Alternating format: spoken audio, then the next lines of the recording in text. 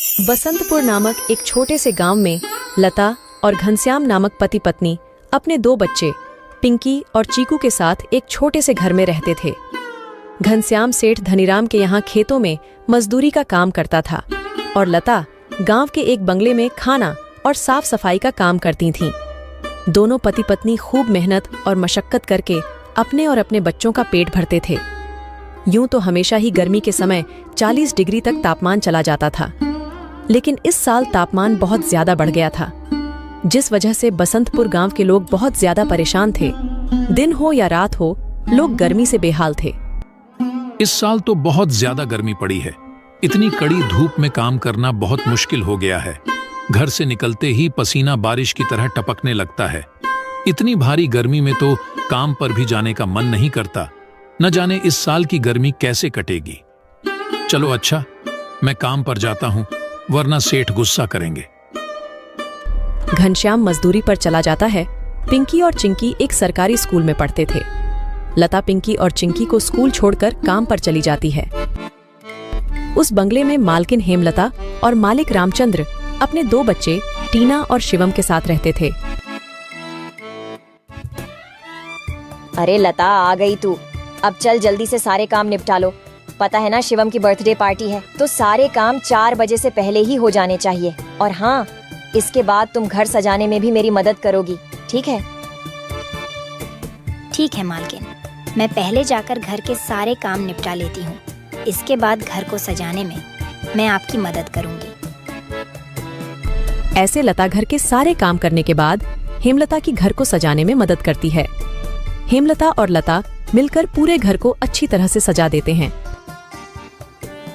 अच्छा मालकिन, मैंने घर के सारे काम निपटा दिए हैं और पार्टी की सारी तैयारी भी हो गई है, तो अब मैं घर जाती हूँ।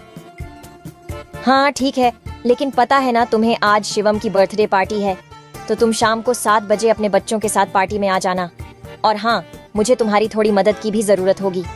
ठीक है मालकिन, मैं शाम के समय बच्चों के साथ यहाँ आ जाऊंगी। ऐसा कहकर लता घर चली जाती है और दोनों बच्चों को तैयार करके शाम को 7 बजे पार्टी में आ जाती है। पार्टी बहुत ही शानदार होती है। लता के बच्चे इतना बड़ा घर देखकर कहते हैं, अरे यार चिंकी, यह घर कितना बड़ा है और कितना सुंदर है। बाहर कितनी गर्मी है, फिर भी इनके घर के अंदर कितना ठंड लग रहा है। पिंकी और चिंकी की बातें शिवम सुन लेता है और वह उनसे कहता है, अरे ये घर ठंडा इसलिए लग रहा है क्योंकि हमारे घर में हर कमरे में एसी लगा हुआ है। ओह, मतलब कि एसी लगाने से घर बहुत ठंडा हो जाता है। दीदी, हम भी अपने पिताजी को अपने घर में एसी लगाने के लिए बोलते हैं ना, हमारे घर में भी बहुत ठंडा लगेगा। चलो बच्चों, इधर आओ, केक काटने का टाइम हो गया है। जब केक काटने लगता है तो पिंकी और चिंकी एसी की ठंडी ठंडी हवा खाते खाते शिवम के कमरे की तरफ चले जाते हैं और शिवम के कमरे के बाहर खड़े होकर एसी की ठंडी ठंडी हवा का मजा लेने लगते हैं। एसी की ठंडी ठंडी हवा खाते खाते वह दोनों कमरे के अंदर चले जाते हैं। दीदी, यह कमरा तो सबसे ठंडा है, इसमें कितनी ठंडक है। और दीदी, यह देखो, यह बिस्तर कितना सुंदर है, बिल्कुल मखमल जैसा। दोनों बेड पर बैठ जाते हैं और ठंडी ठंडी हवा का आनंद लेने लगते हैं। देखते ही देखते 15 मिनट बीत जाते हैं और आराम करते करते कब दोनों की आंख लग जाती है, उन्हें पता ही नहीं चलता। इतने ही देर में अचानक से शिवम की बहन टीना कमरे में आ जाती है। वह पिंकी और चिंकी दोनों को शिवम की बेड पर लेटा देखकर जोर से भड़कती है। ये दोनों मेरे कमरे में क्या कर रहे हैं? माँ इधर आओ, देखो ये दोनों मेरे बेड पर क्या कर रहे हैं। टीना की आवाज सुनकर हेमलता कमरे में आती है। तुम दोनों अभी के अभी मेरे बेड से उठो। पिंकी और चिंकी हेमलता की आवाज सुनकर जग जाते हैं। लता भी हेमलता की आवाज सुनकर भागी भागी चली आती है। क्या हुआ मालकिन? आपकी बहुत जोर से नीचे आवाज आ रही थी। क्या हुआ? ये पूछ, क्या नहीं हुआ? ये देख नहीं रही तू? तेरे बच्चों ने अपने गंदे मेले बदबूदार कपड़ों से मेरा पूरा बेड गंदा कर दिया। तेरे बच्चों ने एसी देखा नहीं कि सोने चले मेरे बेड पे। हद होती है यार। मैं तो तेरे बच्चों को इसलिए बुलाया था कि इनका भी थोड़ा मन लग जाएगा। इन्होंने कभी ऐसी पार्टी लाइफ में देखी नहीं होगी, ये भी देख लेंगे। पर ये तो अपनी औकात ही भूल गए। ये हमारा घर है, कोई धर्मशाला नहीं कि कोई भी भिखारी हमारे कमरे में आ जाएगा और आकर के सो जाएगा। तू अभी के अभी अपने बच्चों को लेकर निकल यहाँ से। और हाँ, कल से काम पर भी आने की जरूरत नहीं है। मालकिन ऐसा मत करो, मेरी बात तो सुनो।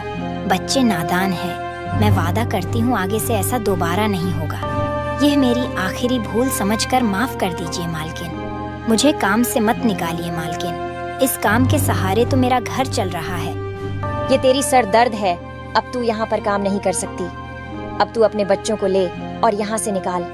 हेमलता लता और उसके बच्चों को घर से बाहर निकाल देती है और आगे से काम पर आने को भी मना कर देती है। अब लता के पास कोई काम नहीं था। घर का सारा भार अब घनश्याम के कंधों पर आ गया था। हे भगवान, आज तो खाना बनाने के लिए आटा भी नहीं है। अब मैं आटा कहाँ से लाऊं? मेरे पास तो अब और पैसे भी नहीं है। और जो तनख्वाह घनश्याम जी को मिली थी वह सब घर खर्चे में खत्म हो गए। मेरा क्या है? मैं तो पानी पीकर भी सो जाऊंगी, पर बच्चों को क्या? भूखे पेट इन्हें नींद कैसे आएगी? आ गए आप। घर में राशन खत्म हो गया है। आज खाने में कुछ नहीं बना है। कोई बात नहीं, खाना आज मैं अपने साथ लेकर आया हूँ। सेठ जी के यहाँ पर आज दावत थी तो उन्होंने कुछ खाना बच्चों के लिए भी भिजवा दिया है। ऐसे उस रात तो वह सभी खाना खाकर सो जाते हैं। अगली सुबह लता फिर से अपनी मालकिन हेमलता के घर जाती है और उससे थोड़े पैसे उधार मांगती है। मालकिन, मेरे घर में खाने के लिए एक अनाज का दाना भी नहीं है। कृपया आप मुझे थोड़े से पैसे उधार दे दीजिए। तुझे देने के लिए मेरे पास कोई पैसे वैसे नहीं है। मैंने तुझे पहले ही काम से निकाल दिया था, फिर तेरी यहाँ आने की हिम्मत कैसे हुई? जा निकल यहाँ से और आइंदा यहाँ पर अपनी शक्ल मत दिखाइयो। हेमलता की कड़वी बातें सुनकर लता घर वापस जाने लगती है। तभी उसे रास्ते में एक पोस्टर दिखाई देता है। उस पोस्टर को देखकर लता वहीं रुक जाती है। पकोड़े बनाने वाले की जरूरत है। अधिक जानकारी के लिए इस दिए गए नंबर पर कॉल करें। पकोड़े बनाने तो मुझे आता है। अगर यहाँ मेरी नौकरी लग जाए तो घर का खर्च चलाने के लिए कुछ पैसे आ जाएंगे। ऐसा सोचकर लता उस पते पर पहुँच जाती है।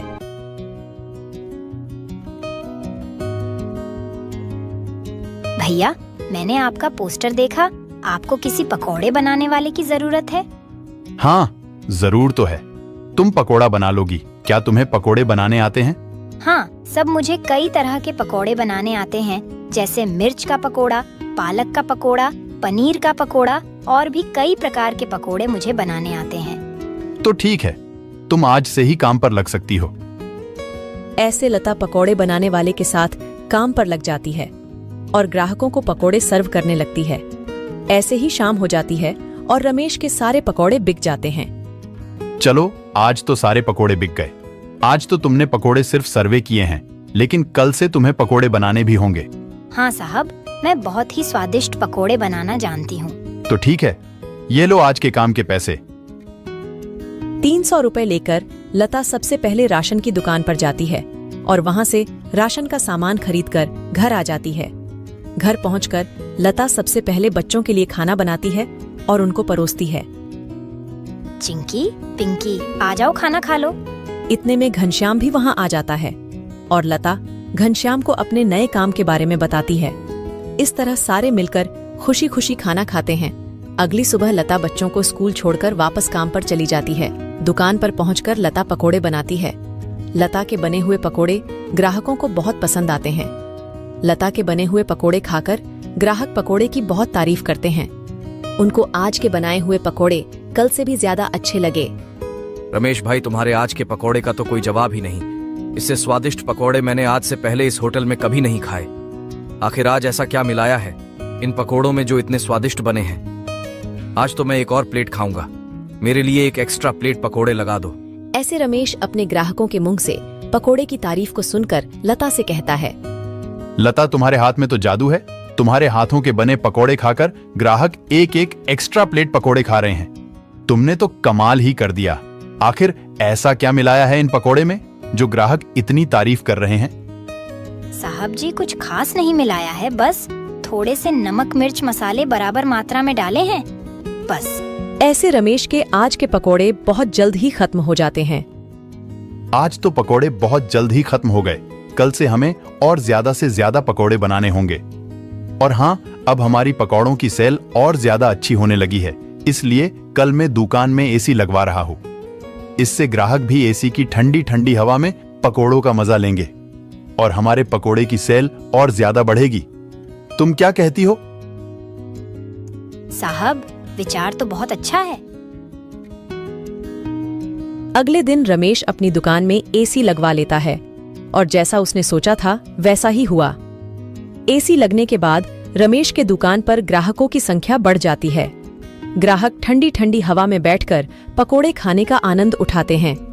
ऐसे रमेश के आज भी सारे पकोड़े बहुत जल्द ही बिक जाते हैं। शाम के समय जब लता घर वापस आती है और वह चिंकी और पिंकी को आपस में बातें करते हुए सुनती है। दीदी, उस दिन पार्टी में कितना मजा आ रहा था ना। कहाँ हम उस दिन एसी की ठंडी ठंडी हवा खा रहे थे और कहाँ आज हम इतनी गर्मी में बैठे हैं। काश हमारे घर में भी एसी होती तो हम भी अभी एसी की ठंडी ठंडी हवा खा रहे होते। इतने में लता अंदर आ जाती है। अरे चिंकी और पिंकी, तुम दोनों क्या कर रहे हो? तुम दोनों ने अपने स्कूल का होमवर्क किया? चलो जल्दी से अपना अपना होमवर्क कर लो। मैं खाना बनाने जा रही हूँ। इसके बाद खाना खाकर जल्दी सो जाना। कल तुम्हें सुबह उठकर स्कूल भी तो जाना है ना। ठीक है माँ, हम स्कूल का काम करके आते हैं। ऐसे दिन बीतते जाते हैं और लता के हालात पहले से ठीक होते जाते हैं। ऐसे ही एक दिन सुबह लता काम पर जा रही होती है, तभी उसे भंगार की एक दुकान दिखती है। उसे दुकान पर कई सारे सामान थे, जैसे कूलर, पंखा, फ्रिज, एसी इत्यादि। लता का ध्यान उस दुकान में रखे पुराने एसी की तरफ जाता है। वह उसे बहुत पसंद आता है। वह उस दुकानदार से बोलती है, भैया, ये एसी का क्या दाम है? मात्र 10,000 रुपए की है। 10,000? ये तो बहुत ज्यादा है। ज्यादा नहीं, ये तो बहुत कम है। ये सेकंड हैंड एसी है। अगर नई एसी खरीदने जाओगी तो 30,000 से कम की नहीं आएगी। अच्छा ठीक है, पर ये सही से तो चलती है ना? हाँ, बिल्कुल सही से चलती है। अगर 6 महीने से पहले ये एसी बंद हो जाती है तो इसकी सारी रिपेयरिंग की सर्विस बिल्कुल फ्री होगी। ठीक है, लेकिन इसका सही सही दाम लगाओ। मैं इसके 8,000 दूंगी। अगर तुम्हें देनी है तो मुझे ये ऐसी 8,000 में दे दो। ठीक है, बताओ कहाँ लगानी है। लता उस आदमी को अपने घर लेकर आती है। वह आदमी लता के घर पहुंचकर एसी को लगा देता है। एसी चालू करते ही ठंडी ठंडी हवा घर में फैलने लगती है। बच्चे भी इस ठंडी ठंडी हवा का मजा उठाते हैं। वह दीदी, क्या मजा आ रहा है। ऐसी की ठंडी ठंडी हवा, ऐसा लग रहा है जैसे बर्फ की चादर ओढ़ ली है हमने। इतनी कड़ी गर्मी में ये ठंडी ठंडी हवा बर्फ की चादर जैसी लग रही है। घर में एसी के लगते ही बच्चे बहुत खुश हो जाते हैं। घनश्याम भी घर पर आ जाता है। ओह, आखिर तुमने बच्चों की इच्छा पूरी कर ही दी। कैसे ना करती भला। बच्चे तो आखिर मेरी जान है। इनसे बढ़कर मेरे लिए कुछ भी नहीं। एसी लग जाने की वजह से बच्चे बहुत खुश होते हैं और लता की कमाई भी अच्छी होने लगती है। लता के बने हुए पकौड़ों की वजह से रमेश के दुकान पर ग्राहकों की भीड़ लगी रहती थी।